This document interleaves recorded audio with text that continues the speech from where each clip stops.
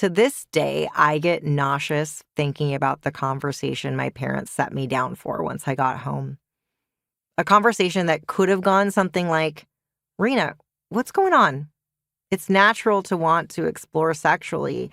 Are you being safe? Are they being respectful to you? Instead, I was asked to give them a list of every guy I had ever given a blowjob to. I lied and said it was only 3. None of them even go to my school. Also a lie. This was the first and only conversation, if you can call it that, we ever had about the birds and the bees. Even though my family joked a lot about sex, I didn't learn a single thing from my parents about how to be sexual.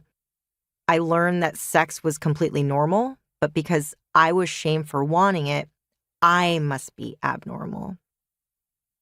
Gone were the days of my bedroom door being closed when I had friends over, or the days of boys being allowed to pick me up from my house. All my parents saw was a daughter who'd become a slut. A zombie who walked the earth preying on teenage dick instead of brains. Rena, you understand that's neglect, right?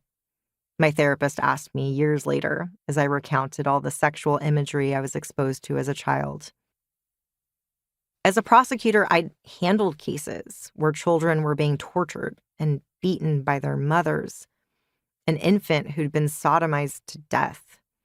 A boy left in his stroller on the sidewalk during winter wearing nothing but a diaper, abandoned by his meth-addicted father. So no, I didn't see leaving porn lying around as a form of neglect.